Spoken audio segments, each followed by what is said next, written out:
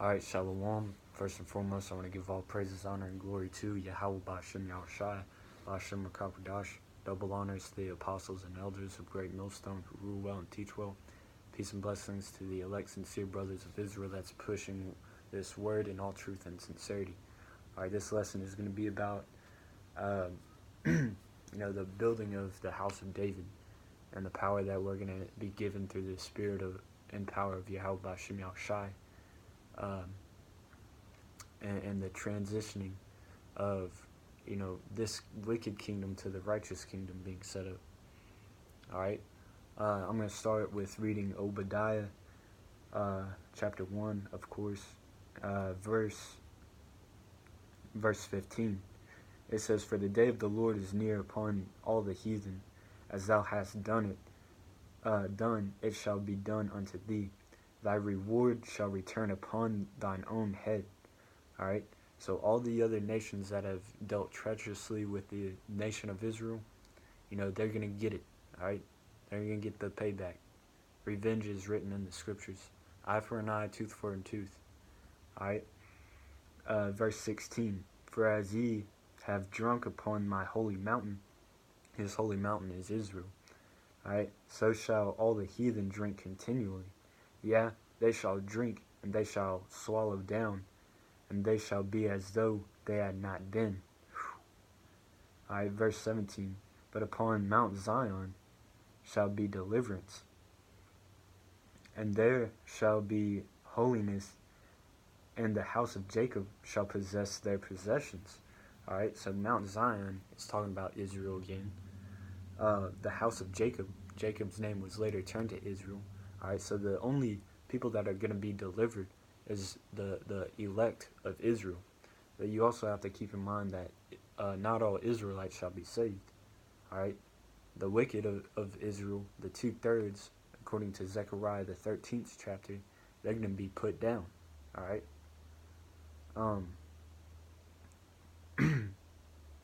it says, "And the house of Jacob shall possess their possessions." Alright, so matter of fact,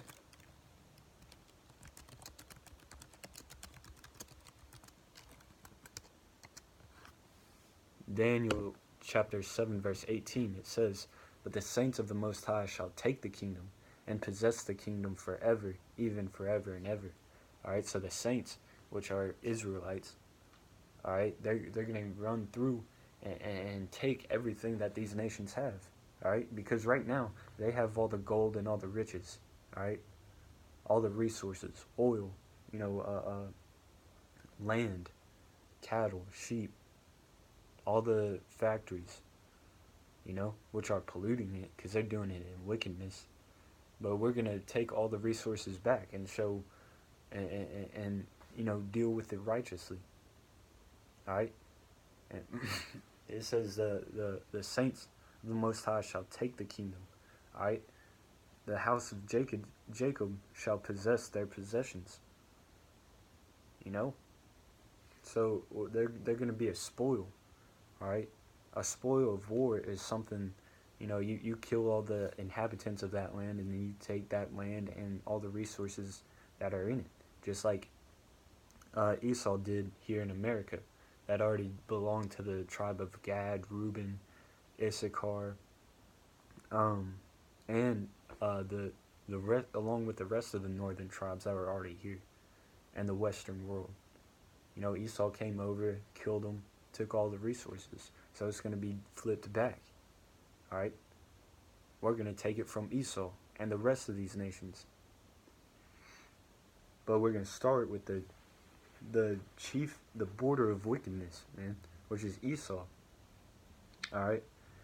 Verse 18, "And the house of Jacob shall be a shall be a fire, and the house of Joseph a flame." Jacob and Joseph, that's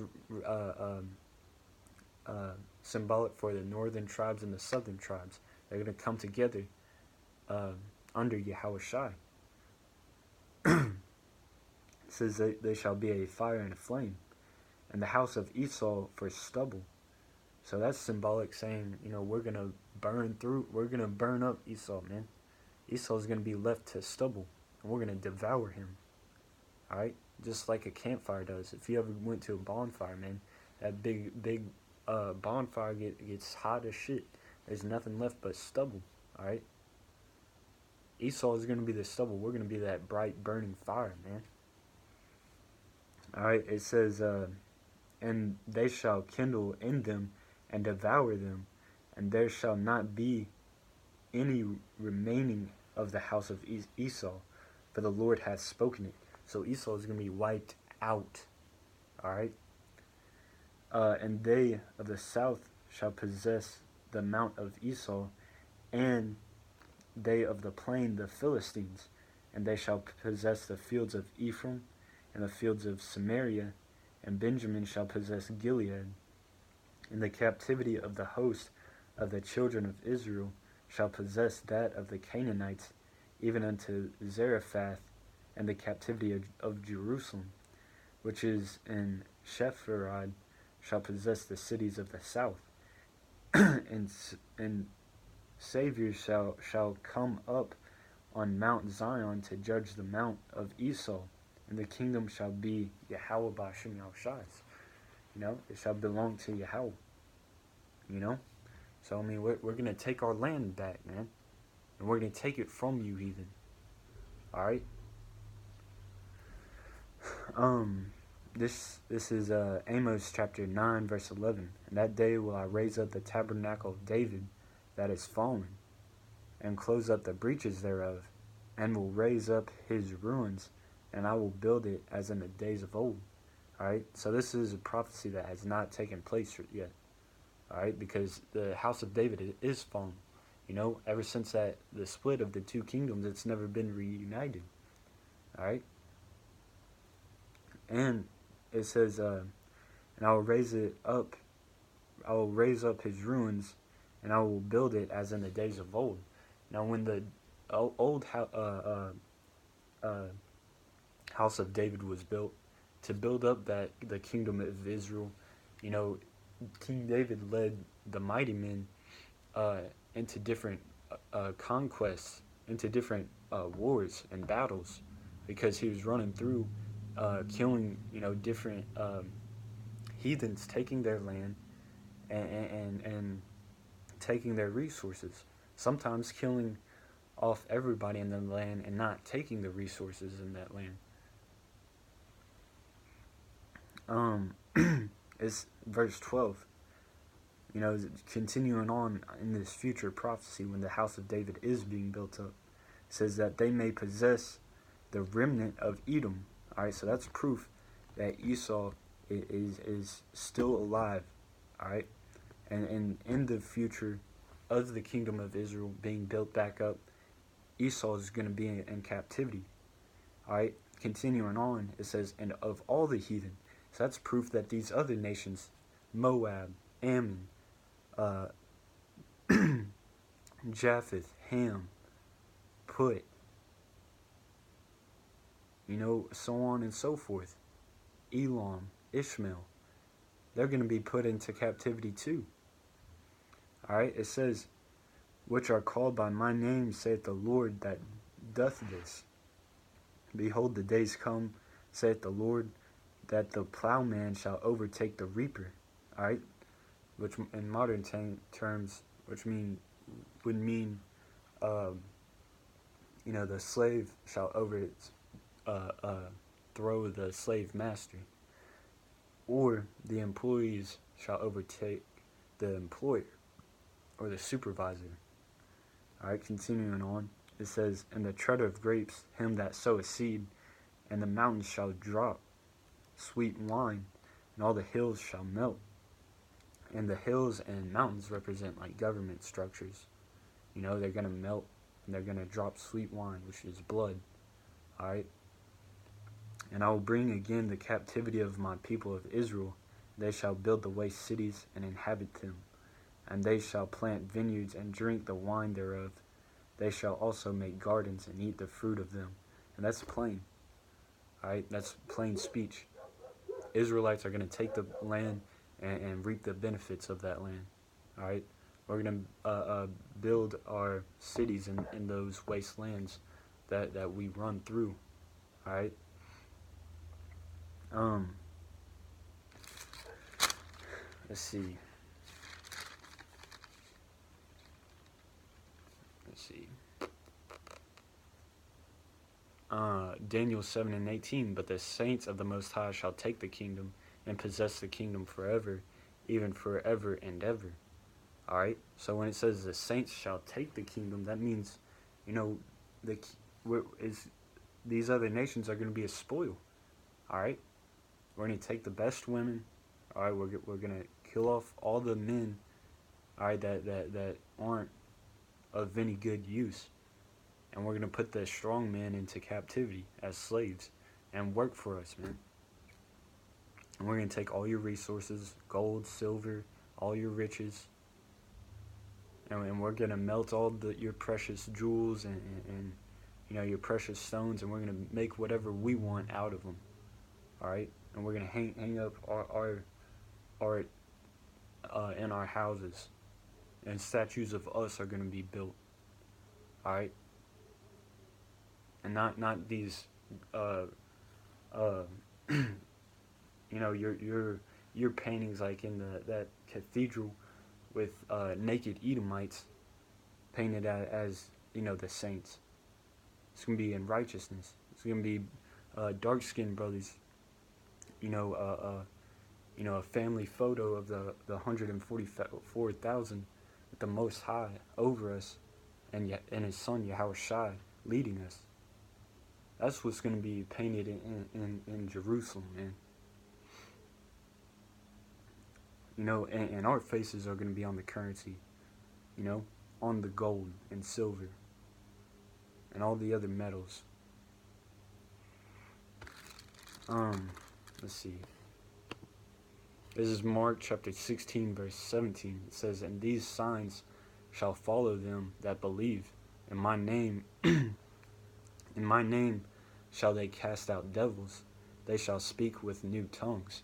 All right, so if you believe on the names Yahweh and His Son Yahushua, then you're going to be able to cast out devils. They shall speak with new tongues. And that's what we're doing right now. All right, we're coming back to that pure language, Hebrew. All right, but it's also going to be like Pentecost, where we're going to be able to translate to different brothers in different lands and communicate with them. All right, like that form of spiritual power. And when we cast out devils, that's what we're doing on a low level right now, and sometimes even on a high level behind, like in certain circumstances, you know. Verse 18, "They shall take up serpents, and if they drink any deadly thing, it shall not hurt them. They shall lay hands on the sick, and they shall recover." All right, so we're gonna have that spiritual power to heal our fallen soldiers, man. You know, them that are asleep in Yahushua shall rise first. Let's see. This is John 14, verse 12. "Verily, verily, I say unto you, he that believeth on me, the works that I do shall he do also, and greater works than these shall he do, because I go unto my Father." You know? So if you believe in Yahushua's works, and you believe on that name and everything that he stands for, you're going to do the same things that he did, and you're going to do greater. Thus saith the scriptures, all right? Thus saith Yahweh through His Son Yahushua, you know? It says, "And whatsoever ye shall ask in my name, that will I do, that the Father may be glorified in the Son. If ye shall ask anything in my name, I will do it." You know? And it's for the glorification of the Most High. You know, it's not going to be for your own glorification. All right? We weren't put on this earth to receive any type of glory. All right? We're put on this earth to glorify Yahweh B'Shem Yahushua. And then, in due time, we're going to be joint heirs with Yahushua and His glory. All right? But for us to get ours, man, we got to give Him His. All right? Matter of fact, I'll get that.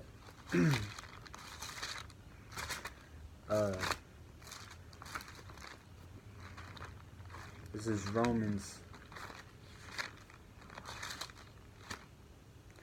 Romans chapter 8, verse 16. It says, the Spirit itself beareth witness with our spirit. That Spirit is talking about, the Holy Spirit, the Ruach HaKodesh, all right, that Spirit that resonated with Yahushua. The Spirit of prophecy, truth, righteousness. If we're bearing witness with that Spirit, then guess what? That we are the children of the Most High. We're the children of Yahweh Bashim Yahushua. We're the children that is going to inherit this promise, all right? Verse 17, if children, then heirs, heirs of the Most High, and joint heirs with Mashiach, if so be that we suffer with him, that we may also be glorified together, all right? So, I mean, if we're, riding with that Spirit, then we're also going to reap the benefits along with that Spirit. All right? Just to break that down. This is Isaiah 40 and 31. But they that wait upon the Lord shall renew their strength. They shall mount up with wings as eagles. They shall run and not be weary. They shall walk and not faint. All right? Oh, that's another one I wanted to get.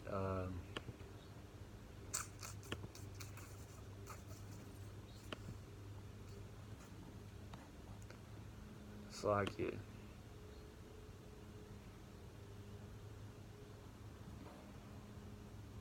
Oh, yeah.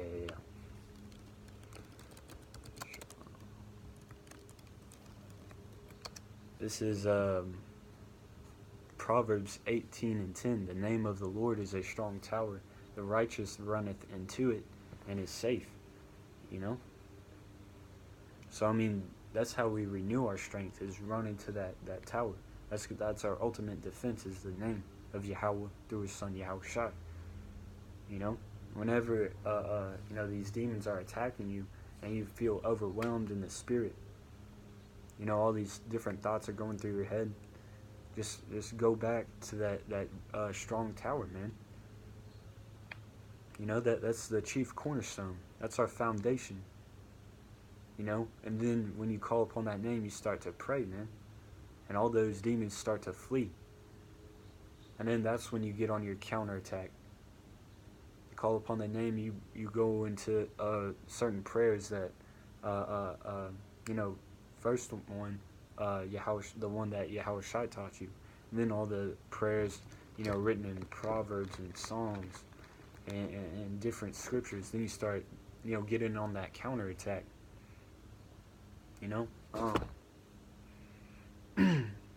But this spiritual war is going to manifest physically too.